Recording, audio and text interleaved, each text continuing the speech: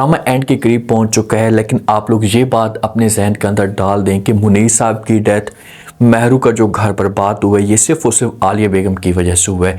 इसकी हरकतें, इसने पूरे के पूरे ख़ानदान को बर्बाद करके रख दिया है। अपनी बेटी के ऊपर फोकस तक नहीं किया। अगर ये अपनी बेटी के ऊपर फोकस करती, अपनी बेटी के ऊपर तवज्जो देती, तो आज ऐसा ना होता, क्योंकि बेटी गलत लाइन पे चलती गई और आगे वो इतनी बढ़ चुकी थी कि इसने अपने वालिद की जान ही ले ली। अब क्या होगा? क्या महरू का एंड कोई तबाहकुन हो सकता है? क्या आलिया को अपने किए करते की मजीद कोई बड़ी सजा मिल सकती है? जिस वक्त जैन के सामने महरू की दोबारा से असलियत खुलकर आती है। अब जैन की माँ की होती तो चाल है, लेकिन महरू को इस बारे में सोचना चाहिए था कि ये कम अज़ कम सलमान के साथ ऐसे मुलाकात या रब्ता ना करती। इसे सबको इस सामने नज़र आ रहा था कि भाई मेरे पास अब कोई ऑप्शन बचा ही नहीं है। अगर कोई मैं थोड़ी सी मिस्टेक करती हूँ तो इस से मेरा जो घर है ये बर्बाद हो सकता है। ये चोरी चुपके से सलमान को अपने घर में बुला लेती है।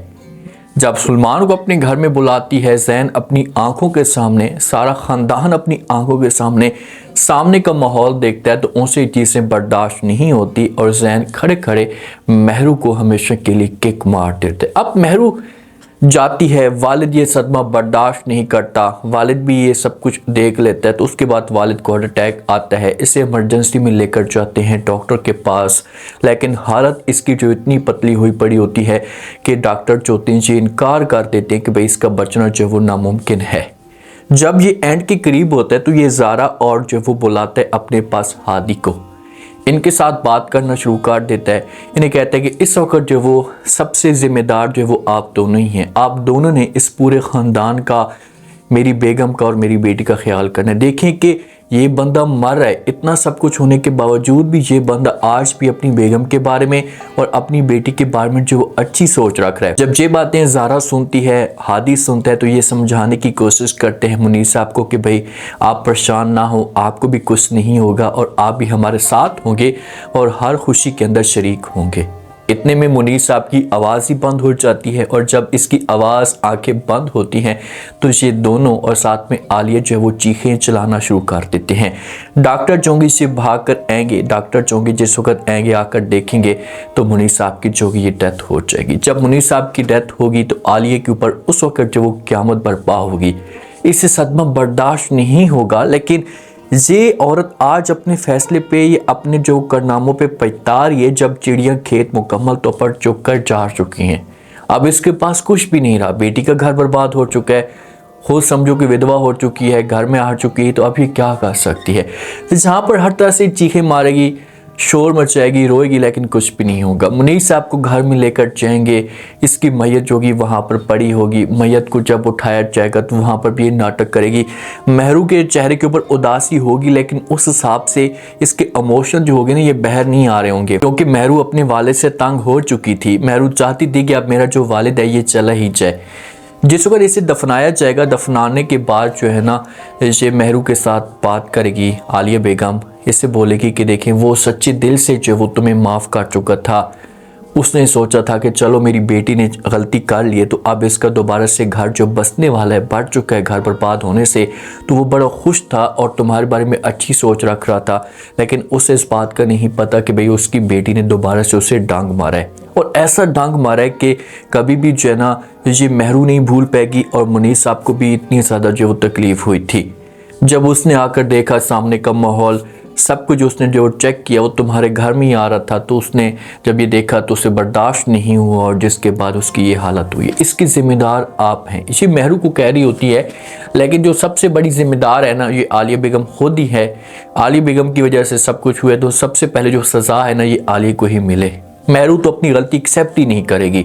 महरू बोलेगी कि माँ जी, मैं सलमान को आखिरी दफ़ा बुला रही थी, आखिरी मुलाकात थी, इतनी कोई बड़ी बात नहीं थी। उसके बाद ये जान छोड़कर चला जाता तो फिर सब कुछ ठीक हो जाता। मुझे नहीं पता था कि वहाँ पर जो वो ख़ानदान वाले भी मौजूद होंगे और ये सारा का सारा माहौल देख लेंगे। जो ज़ारा होती है, ज़ारा अब परेशान है। ज़ारा जब अपनी खाला के मामले पे, खाला ने इतना सब कुछ किया, लेकिन ज़ारा आज भी जो वो खाला को अपनी माँ का मकाम देती है और वो हादी के साथ इस टॉपिक पे बात भी करती है। हादी को कहती कि अब क्या होगा महरू का, और जब वो खाला का क्या होगा, तो हादी समझाने की कोशिश करता और कहते हैं कि भाई आप अगर परेशान होंगी ना तो आपको देखकर वो भी नाउम्मीद होंगे और उनका कोई सहारा नहीं बनेगा। इस वक्त आप ही हैं जो उनकी सपोर्ट कर सकती हैं, उनका सहारा बन सकती हैं। मैं तो आपको यही रिकमेंड करूँगा कि आप उनके साथ रहें मुश्किल वक्त में। इस वक्त उनके ऊपर मुश्किल वक्त आया हुआ है और अगर आपने उनका साथ छोड़ दिया तो वो अंदर से टूट जाएंगी। तो ज़ारा बेचारी हादी की बात मान लेती है और ये खाला के घर में चली जाती है। वहाँ पर कुछ टाइम के लिए रहती है, बातें करना शुरू कर देती। आलिया बेगम जो है ना ये मुनीर की जो बातें होती हैं ये शेयर करती है। ये कहती है ज़ारा को कि भाई जिस वक्त जो वो मेरी हैसियत खुली थी तो फिर मैंने मुनीर को बोला कि भाई मुझे आप जो वो ज़ारा के पास ले जाएं, मैं जो वो जाकर उससे माफ़ी मांगूंगी, उसके पाँव पकड़ूंगी, इस तरह से वो मुझे और मेरी बेटी को माफ़ कर दे गई। लेकिन आखिर से मुनीर ने जो मुझे इनकार कर दिया कि तुम इस काबिल ही नहीं हो कि मैं आपको अपने साथ लेकर जाऊँ, तो नहीं, मैं कभी भी आपको अपने साथ लेकर नहीं जा सकता। बस मैं आपसे रिक्वेस्ट करूंगी कि आप जो प्लीज़ मुझे माफ़ कर दें। ये बातें ज़ारा सुनेगी तो ये खाला को जवाब देगी और कहेगी कि ऐसी कोई भी बात नहीं है, इस बात की बिल्कुल भी टेंशन ना लें, मेरे दिल में कुछ भी नहीं है। माँ के बाद जो मुकाम दिया था ना, मैंने वो आपको मुकाम दिया था, मैं सब कुछ भूल चुकी हूँ, अपने दिल से सब कुछ निकाल चुकी हूँ। अब यहाँ पर इनके बीच में सुलह हो जाती है। आलिया को सच्चे दिल से एहसास हो जाता है कि यार वाकई मैंने ज़ारा के साथ गलत किया, यतीम को इतनी मैंने तकलीफ़ें दी हैं तो आज मैं भी जो ऐसा समझो कि यतीम ही हो चुकी हूँ। जब इनकी डिस्कस जारी होती है, खुशगवार माहौल बन रहा होता है, तो इतने में जो है ना वहाँ पर महरू की एंट्री होती है। और जब महरू ज़ारा को देखती है ना तो ये फिर ज़ारा के ऊपर इल्ज़ाम लगाना शुरू कर देती है कि भाई आपकी वजह से सब कुछ हुआ, मेरा घर आपकी वजह से बर्बाद हुआ, मेरे वालिद की डेथ भी आपकी वजह से हुई है और फिर भी आप इस घर में आकर जो वो डेरे जमा रही हैं, बेहतर यही होगा कि अपना सामान पैक करें और यहाँ से निकलती बने। जब ज़ारा इसके सामने कोई बहस नहीं करती, माँ तो समझाने की कोशिश कर रही होती है महरू को, लेकिन कोई बात नहीं सुनती महरू ज़बरदस्ती जो वो ज़ारा का हाथ पकड़ती है और इसे जो वो लेकर जा रही होती है। जब लेकर जाने लगती है तो वहाँ पर फिर माँ का जो रिएक्शन आता है से पासिव आता है और महरू के ऊपर गुस्सा करती है, कहती है कि महरू, तो यहाँ पर महरू जब ये गुस्सा देखेगी तो अपनी माँ की तरफ हैरान होकर देखना शुरू कर देगी। महरू को तो बड़ा यकीन होता है मैं ज़ारा को यहाँ से निकालूंगी तो मेरी माँ कुछ भी नहीं बोलेगी। माँ तो पहले इसकी फेवर में जाती थी लेकिन अब की बार माँ चेंज हो जाएगी और महरू को कर देगी साफ अल्फाज में इनकार। महरू को बोलेगी कि महरू तुम यहाँ से जाना चाहती हो तो दफ़ा मरो, मेरी तरफ से जाओ भाड़ में, मैं कोई भी आपकी जो है वो बात नहीं सुनना चाहती और ना ही इस घर में आपकी कोई जगह है, आप जाना चाहती है तो चाहे इस घर के अंदर जो वो ज़ारा ही रहेगी। जब ये बातें महरू सुनेगी तो तब जाकर महरू की आंखें खोलेगी कि यार मेरी माँ जो वो जो कुछ कह रही है ये ठीक कह रही है और मेरी माँ चेंज हो चुकी है। महरू के पास भी दरवाजे देखे बंद हो चुके हैं, लेकिन इतना सब कुछ होने के बावजूद एक लड़की के साथ इतना हो जाता है ना तो वो दोबारा ऐसा की मिस्टेक या गलतियाँ नहीं करती और अपनी ज़िंदगी को वो सुधारने की कोशिश करती, लेकिन इसकी समझ इस बात की नहीं आती कि आखिरकार ये अब चाहती क्या है।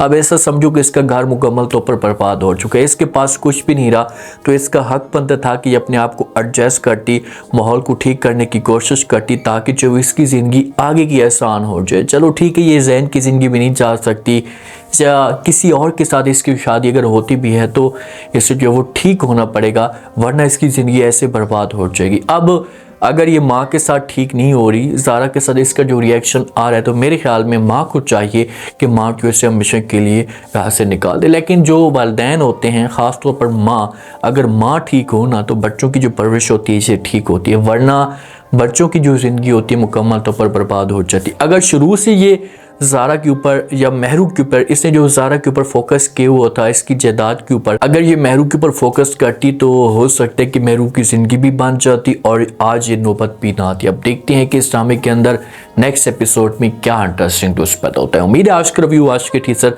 आप लोगों को पसंद आया होगा। आपने कमेंट सेक्शन में लास्ट में आपको क्या लगता है, क्या नेक्स्ट एपिसोड के अंदर जो माँ जो होगी ये महरू को घर से बाहर निकाल देगी?